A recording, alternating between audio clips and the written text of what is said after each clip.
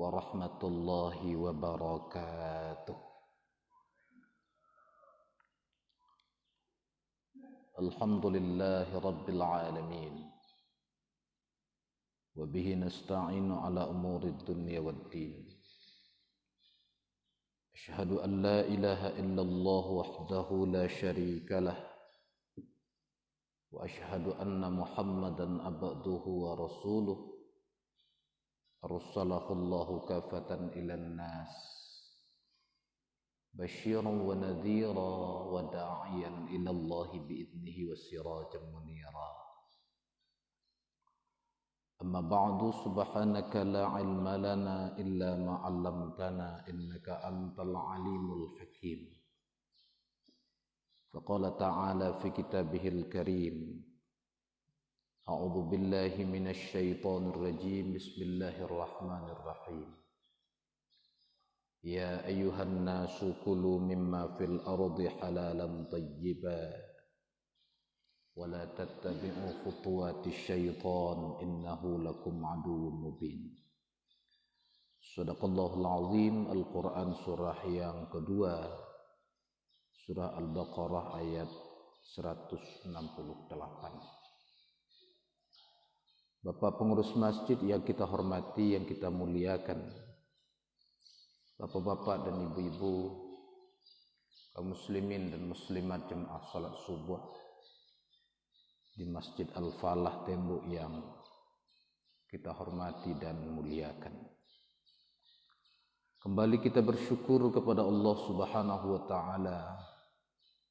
Alhamdulillah, pada subuh yang penuh berkah ini kembali Allah beri kesempatan kita datang hadir di masjid Allah yang mulia ini dalam rangka untuk mentaqarrubkan diri kita kepada Allah Subhanahu wa taala, melaksanakan perintah Allah, terutama menunaikan ibadah salat subuh secara berjamaah. Tentu sudah kita awali sebelumnya dengan menunaikan ibadah salat sunat fajar sebanyak 2 rakaat. Kita bermohon kepada Allah mudah-mudahan ibadah salat kita, semua ibadah yang sudah kita lakukan diterima oleh Allah Subhanahu wa taala, disempurnakan kekurangan-kekurangannya. Andai kata ada dosa-dosa di dalamnya, mudah-mudahan diampunkan oleh Allah Subhanahu wa taala. Amin ya rabbal alamin. Kemudian salawat dan salam dengan membaca Allahumma salli ala sayyidina Muhammad wa ala ali sayyidina Muhammad. Mudah-mudahan Allah sampaikan kepada Habibullah, kekasih kita, Nabi kita, Nabi besar Muhammad sallallahu alaihi wasallam, sembari berdoa kepada Allah, mudah-mudahan kita menjadi bahagian umatnya yang istiqamah dalam beragama, senantiasa mempedomani, memegang teguh, memaci arek, menggenggam teguh dua pedoman pegangan hidup yang beliau tinggalkan untuk kita, Quran dan Sunnah. Dengan cara seperti itu insya Allah kehidupan kita akan selamat dari berbagai macam godaan-godaan, cobaan-cobaan dunia ini, dan akan tergolong kepada orang yang bahagia kelak di akhirat nanti. Bapak-bapak dan ibu-ibu, pada kajian terdahulu sempat kita singgung tentang ada 2 tempat yang disampaikan oleh Nabi yang keadaannya bertolak belakang. Sebaik-baik tempat itu, kata Nabi, adalah masjid, dan seburuk-buruk tempat itu adalah aswaquha, pasarnya. Kita akan lanjutkan kajian terkait dengan pasar sebagai tempat aktivitas ekonomi. Bapak dan Ibu, semua orang punya kepentingan ekonomi. Semua orang punya kecenderungan terhadap pertambahan harta. Semua orang ingin asetnya bertambah. Semua orang ingin hartanya meningkat, jumlahnya, nilainya. Akan tetapi kadangkala tanpa memperhatikan berbagai macam aturan-aturan agama yang terkait dengan itu. Kan tidak ada di antara kita yang tidak menginginkan asetnya bertambah. Ada tidak? Bokok dapat asetku berkurang, saya taruh tidak salah tambah. Ada tidak nanti kayak itu? Kan ada nan berdoa tadi, ya Allah kurangilah aratuambu. Ada tidak?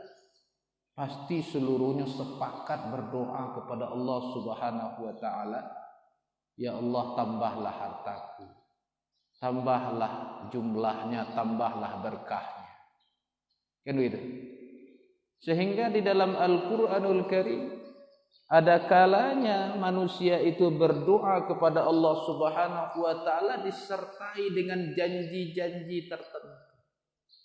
La in atana min fadli. Andai kata Allah Subhanahu wa taala memberikan kurnia yang banyak kepadaku, lanasaddaqanna wa lanakunanna minas sholihin. Sungguh kami akan banyak bersedekah dan kami akan jadi orang-orang saleh. Berdoa meminta sesuatu kurnia Allah disertai dengan janji akan berbuat baik dengan apa yang Allah berikan, dengan apa yang kita inginkan. Karena salahkah itu? Tidak. Kenapa? Karena memang salah satu hakikat hikmah harta diberikan oleh Allah Subhanahu wa taala itu agar dengan harta itu kita dapat mendekatkan diri kepada Allah, melaksanakan berbagai macam perintah Allah.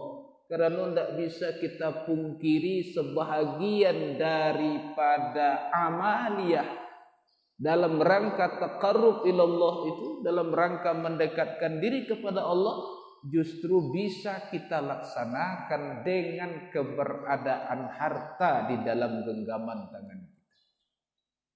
Kan tidak bisa bersedekah kalau tidak ada harta.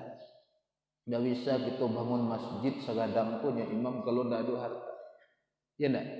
Tidak bisa kita berinfak, tidak bisa kita berwakaf, tidak bisa kita berderma, tidak bisa kita bertahlil dalam pengertian orang awak.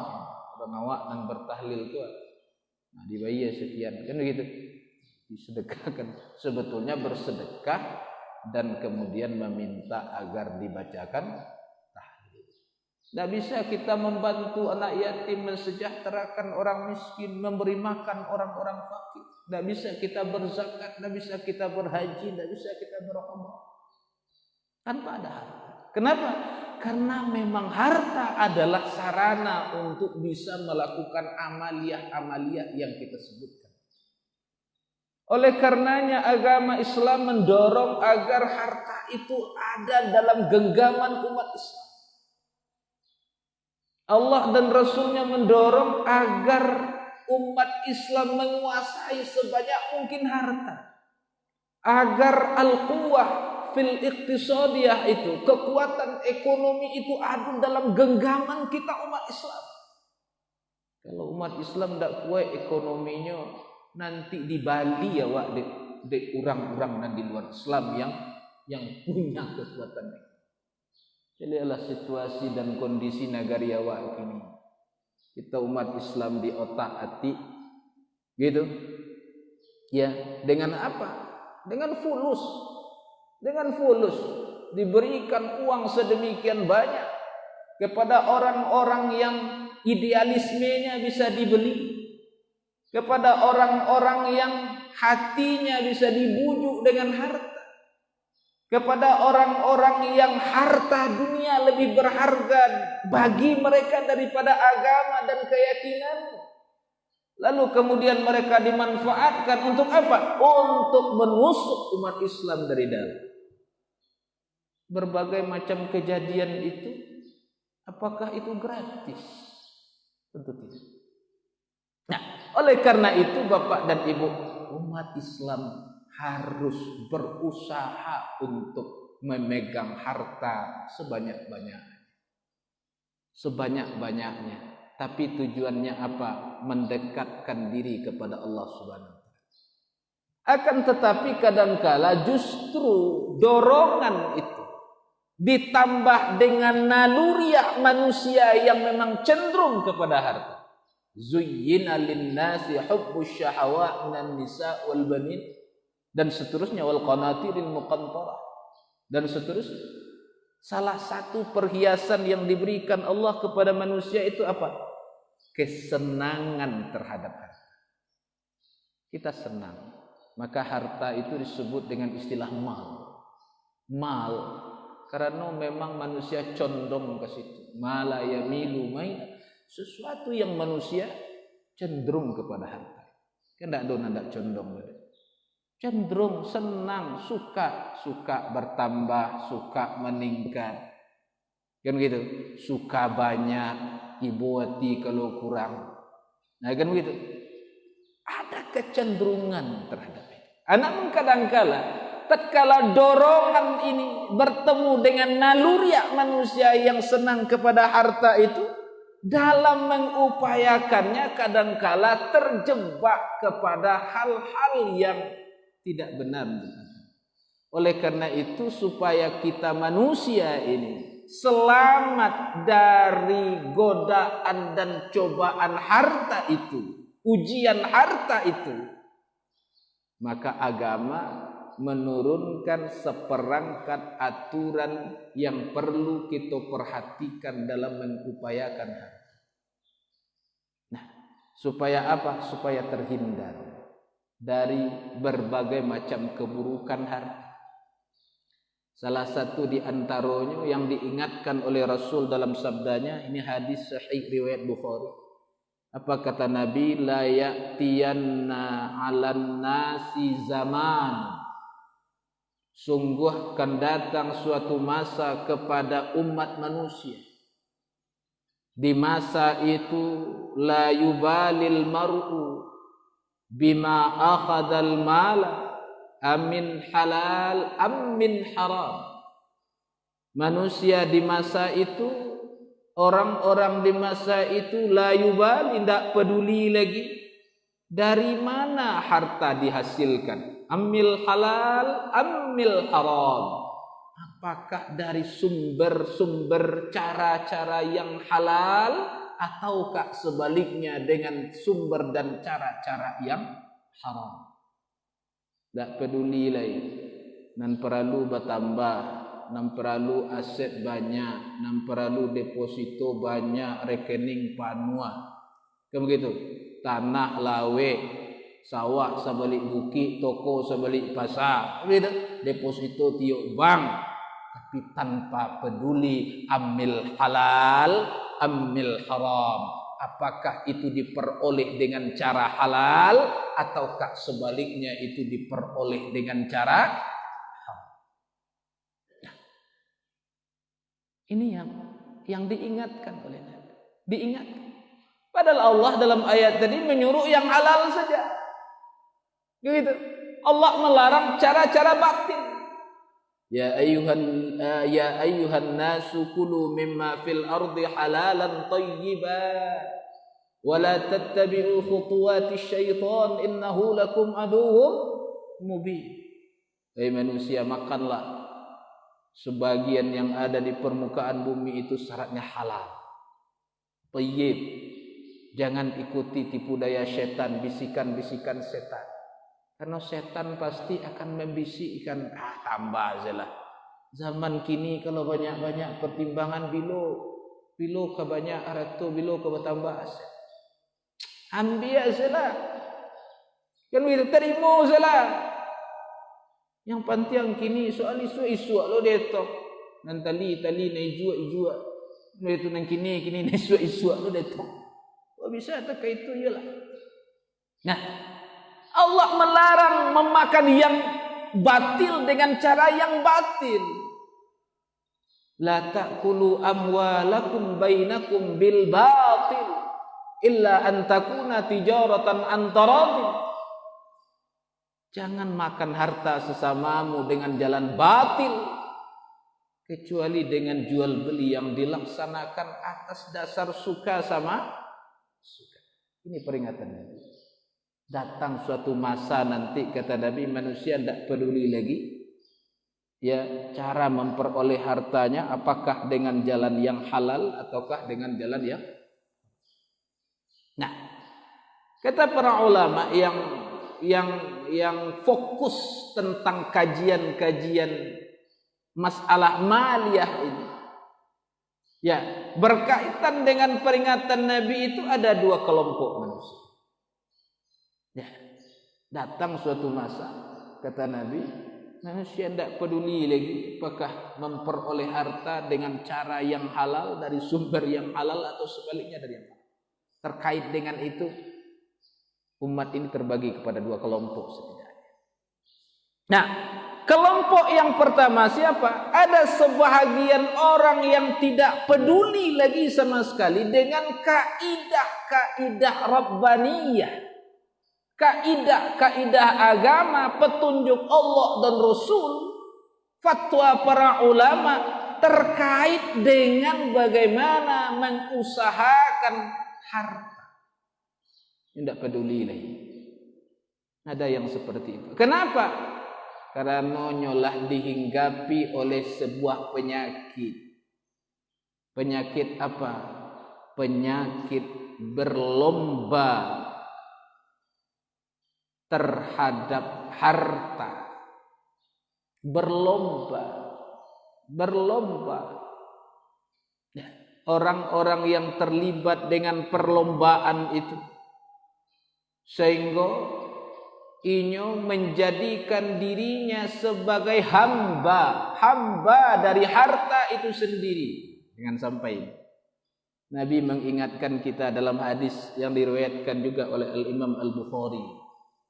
Kata Nabi, ta'isa abdud dinar wa abdud dirham wa abdul khamisah. Celaka. Kalau Nabi mengecekkan celaka, artinya Nabi berdoa itu kepada Allah Subhanahu wa taala bahwa orang-orang yang disebutkan itu, yang terlibat dengan itu celaka. Kalau Nabi mengecekkan celaka, kira-kira ada tak peluang salamai di situ? Tidak. Nah, ta'isa abdud dinar, katanya. Celaka. Siapa yang celaka? Pertama, abdud dinar, hamba dinar. Dinar itu apa? Mata uang yang terbuat dari emas. Wa abdud dirham, hamba dirham. Dirham itu apa? Sama, mata uang yang terbuat dari perak. Nah, kalau bahasa awak di simpang temboknya, abdur rupiah, gitu, abdur dolar, gitu. Celaka hamba rupiah, hamba dolar.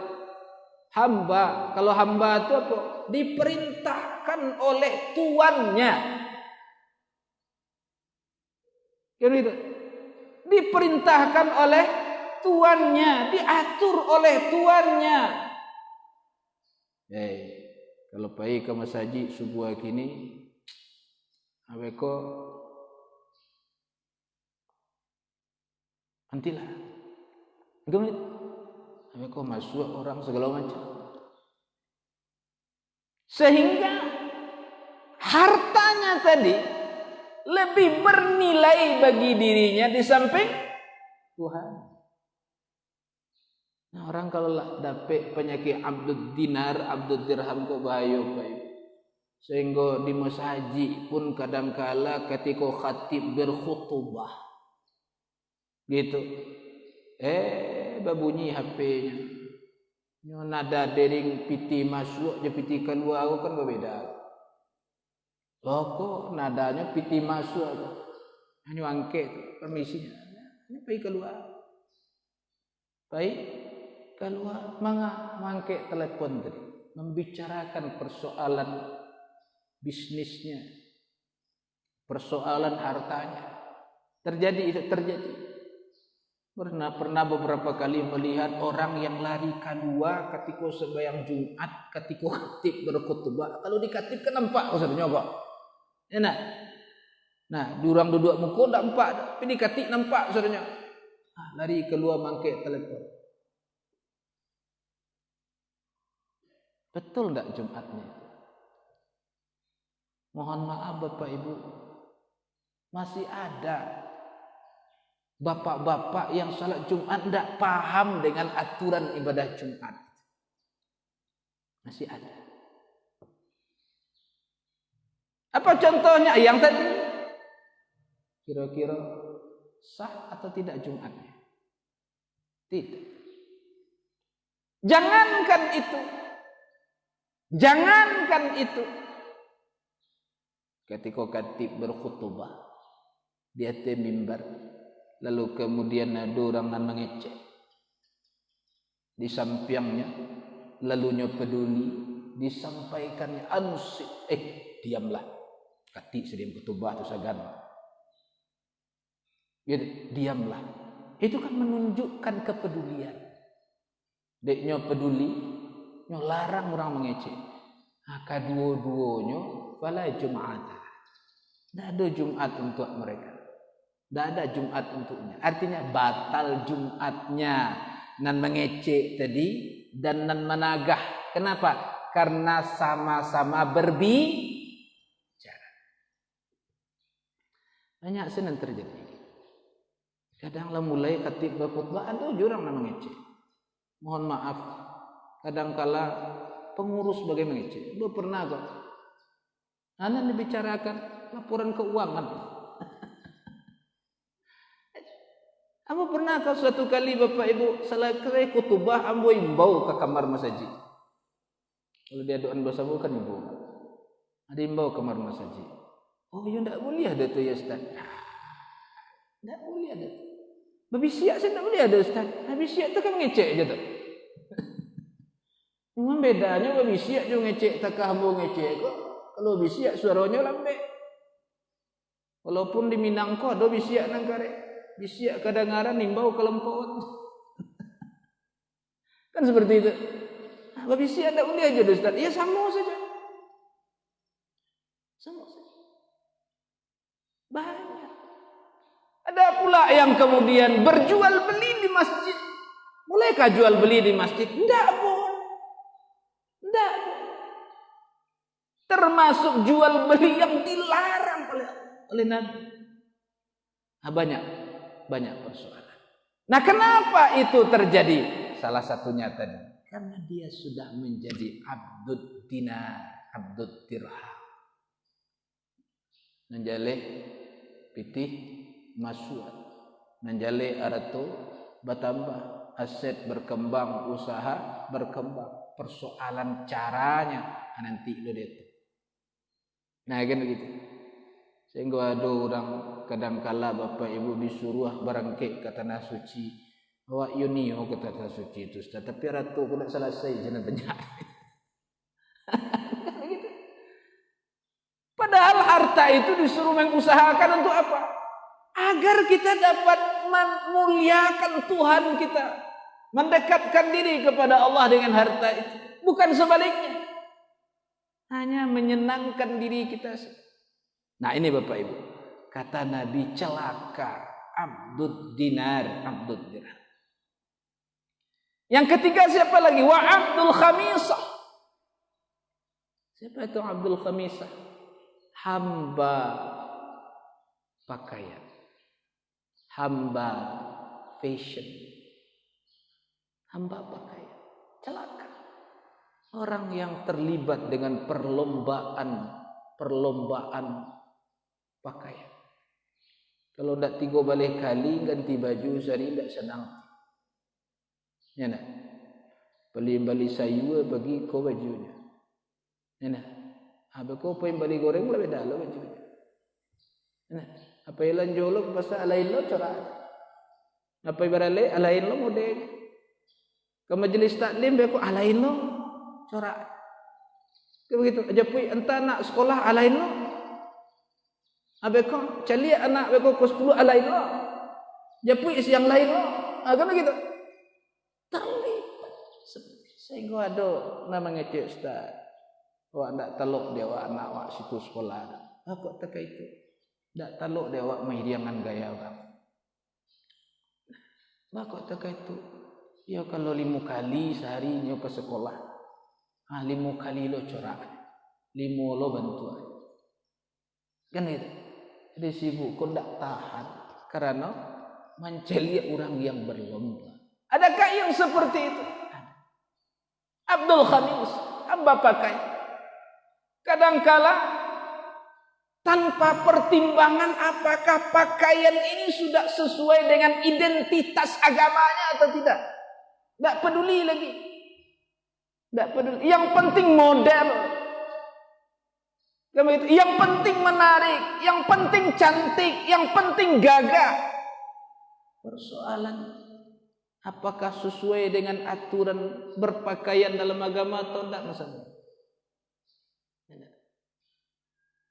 Pakai gamis dalam, tapi balahnya sampai gitu. Pakai jilbab gagah, tapi jilbabnya jilbab malaikat maui. Kan ada lo jilbab malaikat maui. Itu ibu-ibu jilbab malaikat maui. Nah, sudahlah dipakai 5,5 lebih, adi lilian gak seretui keliliang kali. Sehingga lo tagang. Gitu. Datang waktu sholat, awak bekuasa sembahyang. Mbak, jilbab kau payah masam. Karena pakaiannya lalu kemudian ia abaikan perintah Tuhan. Nah, Abdul Khamis. Nah, celaka kata Nabi. Celaka itu hamba dinar, hamba dirham, hamba. Kita berselindung kepada Allah. Mudah-mudahan terhindar dari itu semua. Nah, aku sikap orang yang pertama. Ada orang nan bersikap tidak memperhatikan lagi sama sekali aturan-aturan agama yang terkait dengan masalah mengusahakan maliyah tadi, harta tadi, yang penting bertambah, yang penting banyak, yang penting apa dalam kekuasaannya, tanpa mempedulikan sama sekali aturan-aturan agama tentang itu. Nah, kelompok yang kedua, ada barangkali orang yang masih punya dhamir, punya hati nurani. Nah, hati nurani. Masih ada keinginan untuk berbaik-baik, berbenar-benar dalam persoalan mengusahakan harta. Akan tetapi karena dari kita tidak punya pengetahuan yang memadai, ilmu yang mencukupi tentang harta ini, sehingga dikhawatirkan orang yang seperti itu pun rawan terjerumus kepada hal-hal yang dilarang. Kalau tadi tidak peduli sama sekali. Kalau kecil orang awak, hati go saja. Halal, haram, ngahantam tadi. Nah, kalau nan kedua ko, ada hatinya mengecek. Nah, hatinya lain mengecek. Hatinya lain ingin, akan tetapi ilmu kurang. Gitu. Sama nge lain ilmu ndak ada. Ilmu ndak ada. Dan ndak ada ilmu, dikhawatirkan juga dia kemudian terjerumus kepada hal-hal yang dilarang. Nah, oleh karena itu, karena kita ndak bisa terbebas dari aktivitas harta, aktivitas ekonomi. Kan tidak bisa itu tidak berekonomi dah. Tidak bisa. Kita terlibat dengan jual beli, kita terlibat dengan hibah, kita terlibat dengan bisnis, kita terlibat dengan berbagai macam bentuk usaha. Kan tidak bisa Anda berekonomi. Tak bisa. Tak bisa. Berbagai macam kebutuhan awak dipenuhi melalui itu. Nah, karena kita tidak bisa menghindarkan diri dari aktivitas muamalah maliyah, muamalah harta, muamalah ekonomi tadi, maka perlu iko diilmui, perlu diketahui. Nah, diketahui. Sama awak wajib sholat, maka sholat diilmui. Supaya apa? Supaya sholat itu bisa dikarajokan sesuai dengan aturan. Kita tidak bisa menghindarkan diri dari kebutuhan harta. Ya, kita butuh semuanya, kita perlu semuanya. Ya, kita tidak bisa menghindarkan diri dari aktivitas ekonomi. Maka perlu diketahui aturan-aturan agama yang terkait dengan ekonomi. Perlu dipahami. Supaya apa? Supaya tidak terjerumus. Kalau tidak diilmui, apa kata Imam Ali bin Abi Thalib dalam atharnya? Ustaz, Ali itu kan Nabi, betul? Tapi apa yang disampaikan oleh para khulafaur rasyidin? Ali bin Abi Thalib Khalifah Rasyidin tak? Iya, Khalifah Rasyidin ku ampe. Khalifah itu maknanya apa Bapak Ibu? Pengganti Nabi dalam urusan agama dan politik. Dari dalam urusan agama dan kebijakan negara, kekuasaan, itulah khalifah. Siapa khalifah pengganti Nabi? Ada ampe Khalifah Rasyidin. Siapa itu?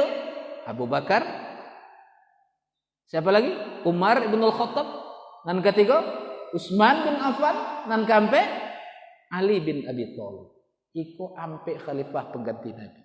Sahabat-sahabat utama Rasulullah yang dibaiat sepeninggal Rasulullah untuk jadi pemimpin umat, menjadi khalifah. Apa makna khalifah? Pengganti Nabi dalam urusan agama dan politik negara. Itu khalifah. Nah, apa yang mereka sampaikan atau fatwa-fatwa para khalifah pengganti Nabi ini dijustifikasi oleh Nabi, dikuatkan oleh Nabi sebagai aturan agama yang harus diikuti. Apa kata Nabi dalam sabdanya? Alaikum bisunnati wa sunnati khulafaur rasyidin. Hendaklah yang kalian ikuti setelah aku. Tidak ada lagi kata Nabi. Apa yang akan diikuti? Kalau ketika Nabi masih hidup kan bisa tanya langsung ke beliau. Tapi setelah aku ini tidak ada lagi kata Nabi. Apa yang diikuti oleh umat ini? Pertama sunnati. Sunnah Nabi. Baik sunnah qauliyah, sunnah fi'liyah atau sunnah taqririyah. Hadis dalam bentuk perkataan Nabi, perbuatan Nabi atau ketetapan Nabi. Ikuti itu. Maka mengabaikan sunnah itu tidak benar dalam agama. Atau ingkar terhadap sunnah itu tidak benar dalam agama. Karena sunnah adalah sumber hukum. Setelah itu, apa lagi? Wa sunnah khulafaur rasyidin. Dan sunnah para khalifaur rasyidin. Jadi apa yang dikatakan Ali bin Abi Thalib ini menjadi sumber aturan agama. Nah, apa kata Ali bin Abi Thalib terkait dengan masalah ekonomi ini? Manittajara qabla an yatafaqahu fid din. Manittajara, barang siapa atau siapa saja yang terlibat dalam aktivitas ekonomi, terlibat dalam aktivitas bisnis, tijarah, ya, perdagangan, perekonomian, usaha untuk mengumpulkan harta, barang siapa yang terlibat dalam itu semua, qabla an yatafaqqaha fid din, sebelum ia memahami agama, sebelumnya memahami agama, mengilmui aturan agama yang terkait dengan aktivitas ekonomi itu, apa namanya? Namanya fikih muamalah atau aturan muamalah maliyah. Fikih yang terkait dengan masalah ekonomi. Nah, sebelum dia punya ilmu tentang itu, apa kata Ali? Faqadir taltoma fir riba tsummartaltoma. 3 kali diulang oleh Imam Ali bin Abi Thalib. Orang yang menerjunkan dirinya ke dalam berbagai macam aktivitas ekonomi, aktivitas pasar, aktivitas perdagangan, bisnis, gitu. Sebelum dia memahami fikih muamalah, katakanlah begitu, faqadir taltoma fir riba, ya, dikhawatirkan dia akan terjerumus kepada riba. Dikhawatirkan kata Ali, dia terjerumus kepada riba. Dia akan terjerumus kepada riba. Tsummartatoma. 3 kali diulang oleh Ali. Dia akan terjerumus kepada riba. Dia akan terjerumus kepada riba. Dia akan terjerumus kepada riba. Padahal riba bukanlah diingatkan sedemikian rupa oleh Nabi. Riba itu kecil Nabi punya 72 pintu. Pintu apa? Pintu dosa. Dan paling ringan sama dengan seorang anak laki-laki menzinai ibu kandungnya. Jadi sama dengan itu. Nah, dirham riba, 1 dirham riba, 1 dirham ke berapa ibu? 60.000. Kalau dikonversi ke rupiah 60.000 rupiah. Dimakan oleh seseorang, dia tahu itu riba, itu sama dengan berzina sebanyak 36 kali. 36 kali zina.